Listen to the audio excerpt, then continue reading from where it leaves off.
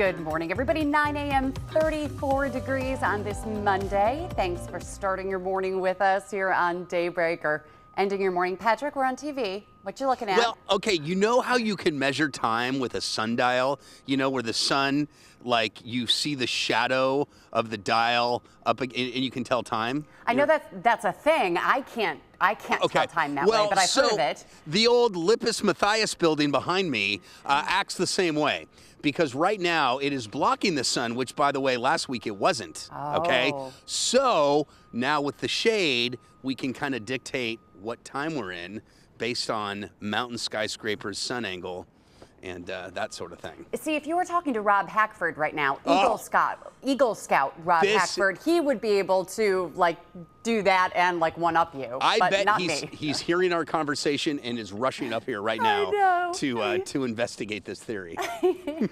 Anyway, hi Melissa. Good morning. Hi Patrick. I'm glad that your back was to the camera to tell the time. Well, you and I started. started. Yeah, last week we started the show and I was like blazing sun up here. Sure. And I'm like, well, now it's gone. It's just because it's behind a building. What time is the sun setting now, by the way? 4:45-ish, right around there. And then it rises at like 7:15-ish. So we're getting very close to the shortest days of the year. There isn't too much difference between today and, let's say, December 21st, which is the solstice. Okay. So we're kind of, the days are getting a little shorter for the next 30. But yeah, we're kind of at that, low daylight hour time frame right now. It's frustrating. Yeah. I mean, I feel like by 8 o'clock at night, it feels like 11. Yeah, it's really bizarre. I mean, you have lunch and then the shadows and the colors, everything at like between 3 and 5 p.m. You're like, man, it's dinner time. And it's strange because this happens every year, but I feel like for some reason it's worse this year. I don't know if it's me personally or what, but it just feels like I think you're it's dealing with darker. a lot of. What? Everything seems to be hitting a lot harder for you, Melissa, with this year. Yeah, this is a yearly thing, but for whatever reason, I think it's more impactful this year for you. I get it. I don't know. Okay. Right. Let's change the subject. Hey, by the way, yes, I'm a lot more emotional this year. You're not alone. There's a lot of folks, me included, that have noticed it, and yeah, this is. Is it's it like seasonal depression or a different kind? That's a real for my thing. therapist to dig into. Oh, dude, I bet our therapists talk to each other. It's a real thing. I know. And it's called SADS. Seasonal. It can have a real effect on your, your overall state of mind. Seasonal affective disorder, I think. Yeah. What's that? Nothing. I'm thinking out loud about what it stands for. Seasonal affective. Did I say it? Yeah, seasonal affect disorder. Yeah. Yeah, SAD is the acronym. So. Anyway, now that we've diagnosed that, so yeah, I don't mean to make light of that because that's a real thing. No, it really is. Yeah. So anyway, hopefully we can get you through this and all of the fun and games coming our way this week weather-wise with the travel and and fun and games is not the way that we should be describing it. Again, something that we kind of need to take seriously because people really are doing a lot of traveling for the holidays, and there's so many things going on between, turkey trot, Thanksgiving, going out the day before Thanksgiving on Wednesday. Friday is a Sabres game. Saturday is the world's largest disco and the first Bandits game of the season. So much relying on people being able to get around town. Yeah, and here's the thing. I think the trickiest day will be Thanksgiving itself. So maybe you're kind of where you need to be. But if you are traveling on Thursday, the toughest travel will be Wednesday night through Thursday. And it will be, I think the Buffalo Metro will be close. I think the snows do fall here, but it will be the heaviest across the deeper south towns and into southern Erie County, where travel could be real hazardous, whiteout conditions and gusty winds and heavy snow. So if you're traveling across the area, that's why you want to get a heads up. For instance, if you're staying put in Buffalo, there will be some snow and some cold, but I don't think it's going to be too impactful. But if you have to travel somewhere, that's where there could be some issues. So, okay. We've discussed that. Let's show you what we're thinking. Today looks fine. Having said all that, sunny and no travel issues whatsoever. There's the rain showers on Tuesday and Wednesday. Snow on Thursday with snow showers into Friday. Okay, so lots of sun now. I see a shield of high clouds approaching from the northwest. So we'll see some high clouds today. There you can see them. This is a snapshot of 4 o'clock this afternoon with temperatures in the mid to upper 40s. Tomorrow morning, Tuesday, it's cloudy and it's milder with temperatures close to 40.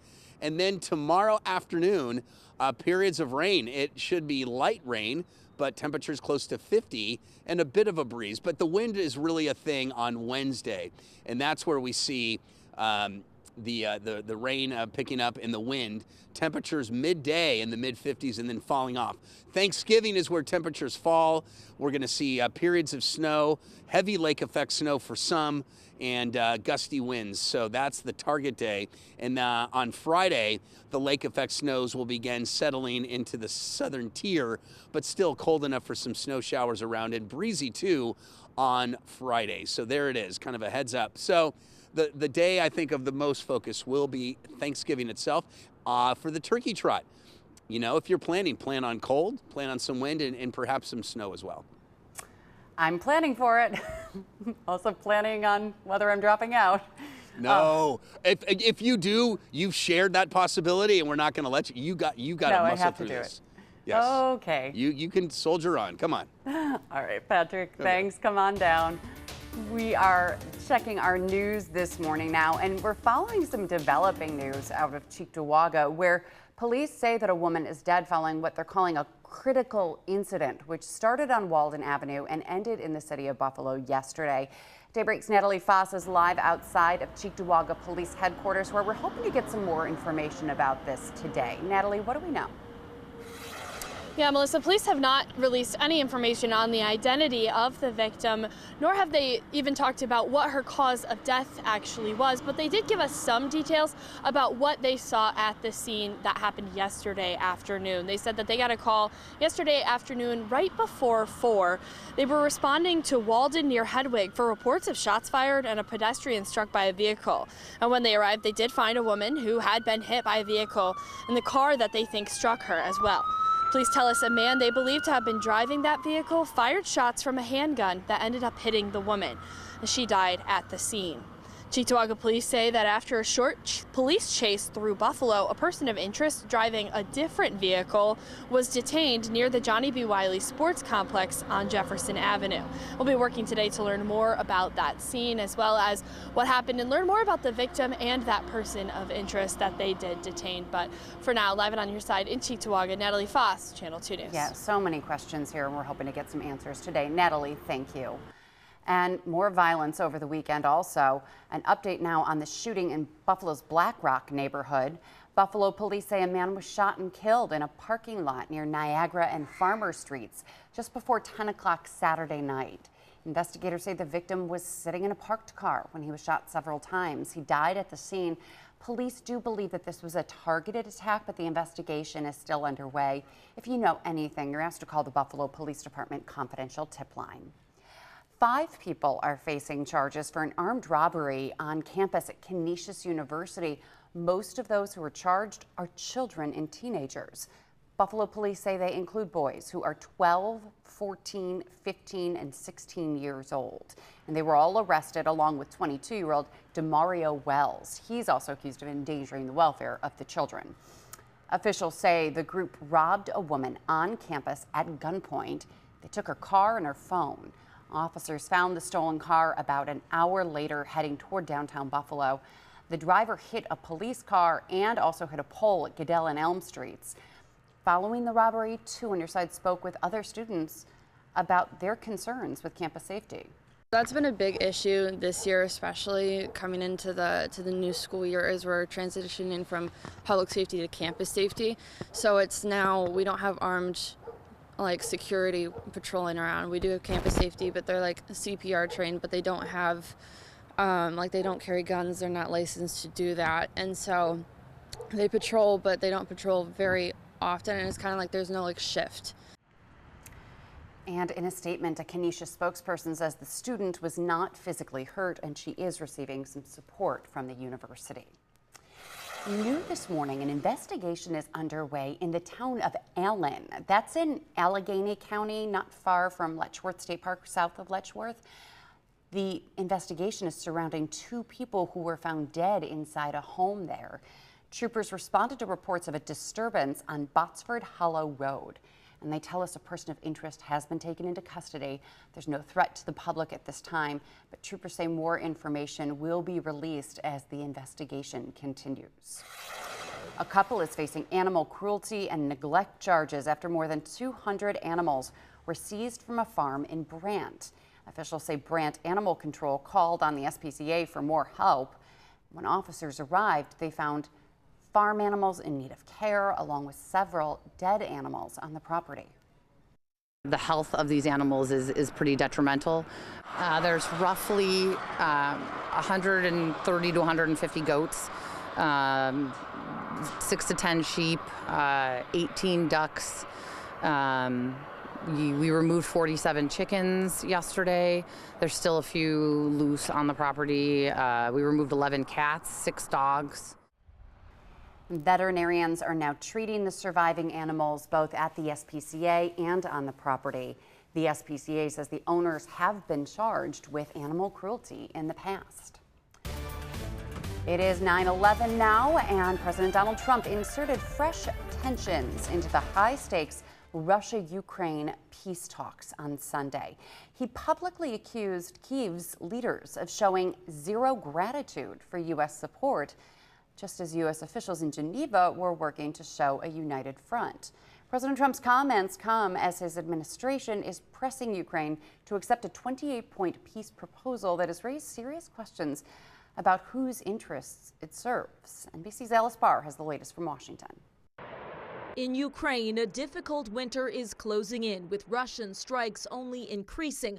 Both sides are now targeting the other's heat and power grids. And as the U.S. works to broker a truce by Thanksgiving, we've had probably the most productive and meaningful meeting so far. President Trump injecting new tensions in a post accusing Ukraine's leadership of expressing zero gratitude for his administration's efforts, just as high-level U.S. and Ukraine delegations met in Geneva, with the Ukrainians voicing thanks. We have very good progress, and we are moving forward to the just and lasting peace. In a joint statement, the U.S. and Ukraine saying they had updated and refined the peace framework President Trump has been pressing for, despite its raising alarm among Ukrainian and European leadership and bipartisan lawmakers for favoring Russia, some even questioning whether it's a U.S. or a Russian proposal. What the president has put out here is a plan that is very favorable to Russia. Secretary of State Marco Rubio clarifying the U.S. did author the initial 28-point peace plan that runs counter to several top Ukrainian priorities, calling for Ukraine to give up a fifth of its territory, including portions Russia does not occupy, shrinking the Ukrainian military by about a third and blocking its path to join NATO. President Trump saying there is room to negotiate. Is this your final offer to Ukraine? No, not my part. European allies pushing to strengthen the terms for Ukraine and weaken the risk of further Russian aggression.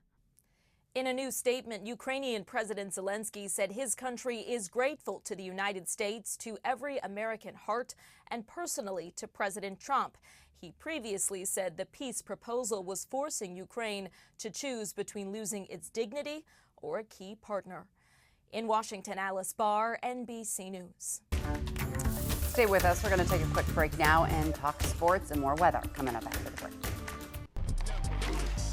Welcome back, 9:15 now on Daybreak, and the Sabres might be building some momentum after demolishing Chicago on Friday night. They scored 9 goals on Friday. Wow, that's crazy. And then they had a lot last night, right? They had 5? 4 to 1? 4 to 1, the Sabres took down the top team in the Eastern Conference last night, 4-1, beating Carolina.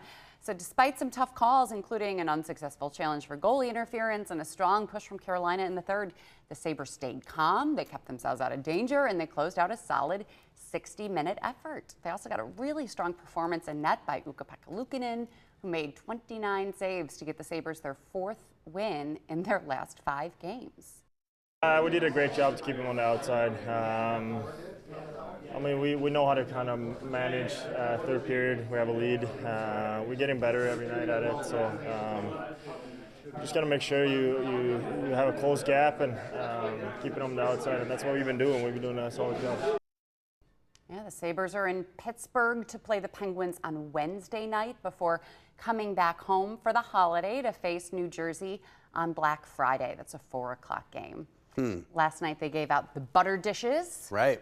And they, dished out a lot of goals. It was really amazing to see. But the 9 goals on Friday night, that's the heck, that's great. And now, was that at home? Yeah. So the home crowd got to witness that offensive explosion. Yes. That's cool. But yeah, they won 2 games. They lost the third, hoping to have a 3-game win streak, and that didn't happen. But then they just won the last 2. So yeah, we shall see. They're not the last team in the conference anymore, which is great. They're moving up, and they're only few points away from a playoff spot. Toronto is in last place right now, which is really surprising.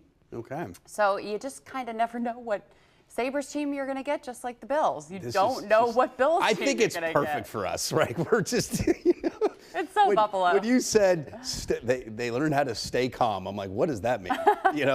Well, that's something that we're all working on. Maybe that's just the way you do it. Stay calm, everything will be fine, and they're having a good record, and maybe the Bills can latch onto the same wisdom, and those of us that are dealing with rough weather later on this week. So just learn how to stay calm. Just stay calm.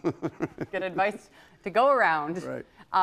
Josh Allen is spending his little mini bye week out at Wyoming. He went to his alma mater with his family this weekend. Haley was there. Oh, look at that, the 17 out on the field. They retired his jersey this past weekend. It was at halftime during yesterday's game against Nevada. The reigning MVP was joined on the field by his parents and his old coach for the honor. And as you know, Allen played for the Cowboys from 2015 to 2017. That is cool. Before getting drafted by the Bills in 2018. And this is the first player. This is the first jersey they've ever retired. Right, so the number 17. That is cool. And think about it. Wyoming was the first, entity to have faith in this. To give him a look. To give him a look. And, because he tried to get onto all these other D1 schools. Nobody was interested. Wyoming's like, let's give it a shot. Yeah. And Laramie, Wyoming. There it is. Yeah. Here's what he had to say. I just want to say thank you for everybody coming out tonight. This is such an amazing honor, a huge blessing. There's so many people that I can thank for this achievement. A lot of teammates here. Love you guys, Coach Bo, Coach Viggs, people that believed in me, the fans and the support here in Wyoming. I'm so honored and blessed to represent this university in this beautiful state. I love you guys. Thank you. God bless. Go Pokes. And it will always suck to be a CSU Ram.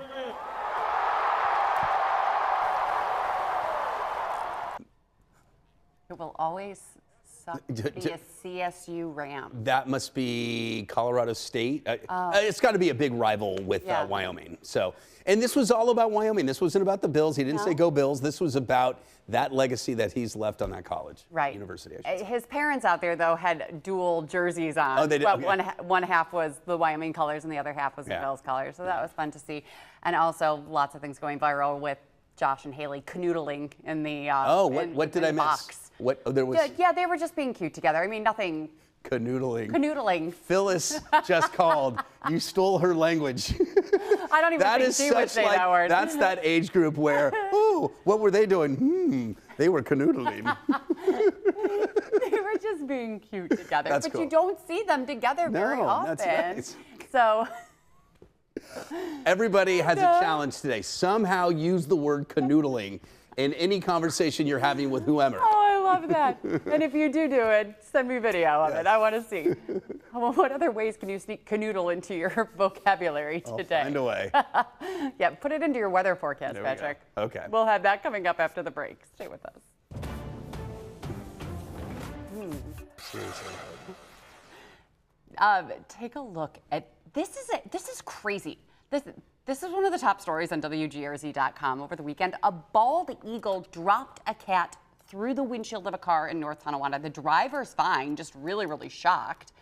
Look at the size of that hole. First of all, that cat must have been enormous, or I don't know how far up it was dropped from. But also, how did they know it was a bald eagle? Okay, first of all, I got to tell you something. First of all, this is not a completely rare thing, okay? Birds of prey are known to seek out small animals, and oftentimes pets. In fact, 20 years Please don't tell ago, me you had a pet that was snatched by a bald the eagle. little dog's name was Chico. And I don't know if it was a bald eagle, but we're playing golf. And this bald eagle came down and grabbed a little dog and took it away. And the owner was this little old lady, and she comes running out of her house. We're all watching from the fairway, and she's going, Chico, Chico, somebody grab. And it was a bird that had come down, grabbed. In fact, you're told, you know, with these birds of prey, if you have little animals like little dogs, little cats, keep them inside because they will look for them. So in this case, it grabbed a cat and carried it away to dine on, and either dropped it or somehow. So it's kind of a thing. So I understand. It makes sense. And I'm thinking on golf courses, there are alligators who come out and there's all sorts little of animals also. All sorts of things, but I just can't. I've seen this I also happen. don't know how they knew it was a bald eagle because the cat is dropped into the windshield. But how did they know it was a bald eagle? Because, you know, a bald eagle's a bald eagle. I mean, I'm assuming somebody saw this. When you see a bird and it's a bald eagle, you know it's a bald eagle because it's so impressive looking. Use the word. What word? Mercurial. That was what you used Yes. to describe? Was that what I used to describe eagle? Okay. It's got it. Or was that the forecast? That was something else, yeah. A bald eagle is just the most stately, like impressive looking bird of prey. And when you see it, because it's bigger than you think, its talons are much bigger than you think, and its head, you just know it's a... They do have them at the Buffalo Zoo. Right. And you see them, and they're enormous. Yeah. So or are those vultures? You know, vulture's a bird of prey. No, I don't know if I'll have to check that out. A raptor, you know. Right. These massive birds. So yeah, this story, as crazy as it sounds, it's like this can happen. This is what birds do. Yeah. Or big. Well, I'm glad the woman was okay. She called 911. Unfortunately, the cat didn't make it. But the size of the hole in that windshield is enormous. Yeah. Okay, let's. That was exhausting. It really was. Don't go to see bald eagles at the Buffalo Zoo. You won't find them there. You'll find vultures instead. Okay. Birds have migrated south for winter. How about that? How about that transition there? Because we're talking winter now, and ski season in East Aurora. People are thinking about how they can go skiing, and they gathered at 42 North Brewing Company yesterday. Mud, Sweat, and Gears. Great store. Love that store. Love it. It's so cool. They joined 42 North Brewing for a ski season kickoff party. Also celebrating local adaptive ski programs. The Buffalo Ski Center says their goal is to make sure that anyone who wants to ski can. Just kind of go through an assessment and figure out exactly what their motivation is also, but really what their disability is and how we can assist. And then again, we have different devices that can cater to that. Also at a raffle there, all the money raised supports local adaptive ski programs. Very nice. And you said Blood, Sweat, and Gears is an outdoorsy shop. They do all sorts of mountaineering stuff and bikes and I think it's got bike. Gears. The gears. And cross country. I don't know, skiing. They have a location also in Ellicottville, I believe. And it's great. And the fact that they're incorporating adaptive skiing to get people of all, disabilities or whatever, to get them out on the slopes, to have these, different contraptions to help them navigate the slopes, it's wonderful. Yeah. That's really, really great. And we will have a lot of snow to do all of those winter sports and even, well, I don't know if there would be enough for snowmobiling by the end of this Not weekend, quite. Yeah, we got to get a little more, but it's nice to get. But a lot of the ski resorts wanted to get wanted to be open for the holiday weekend, and it looks like that could possibly happen. Oh, they want to open for this weekend? Yeah, okay. Well, this could be the kind of snow that could get them there. Right? Yeah. Okay, also the Turkey Trot. 14,000 runners might have to navigate some snow also, depending on how high those bands go. Today is the packet pickup. You can pick up your packets today, tomorrow, and Wednesday at the YMCA in Amherst. It's the 130th Turkey Trot this year. Wow. Yeah. 130th? The oldest consecutively run foot race in the world. They even did it during... Okay, because I know... They never missed a year. Because there's other, like the Beta Breakers in San Francisco, that's another one. But this one is, I think, the oldest Because it didn't ever lose It didn't miss a year. Miss a year, okay. Yep, it's been going for 130 years straight, and even during COVID, they managed to run with a few runners, and it's a great fundraiser for the YMCA. I did it for the first time last year with 14,000 other people, and it was awesome. It wasn't about the time, it was about the experience, but this year, the weather is going to possibly play a role. Yeah, there will be some lake effect snows very close to the more to the finish line versus the starting line, but wind and some cold is a for sure. Whether or not some snow is flying, it's very possible. Okay, and that's for Thursday morning. Morning, yes. But you're going to be watching the band, so it's going to be very close. It could be right over the city like Wednesday night, but then begin shifting south, as the race kicks off. So is there a chance that you're racing and there's no snow? Yeah, that's possible. Yeah. You're watching WGRZ Plus right now. Tomorrow at 2:30 in the afternoon, there's going to be a big weather special to look ahead to this holiday Lots forecast. of noodling.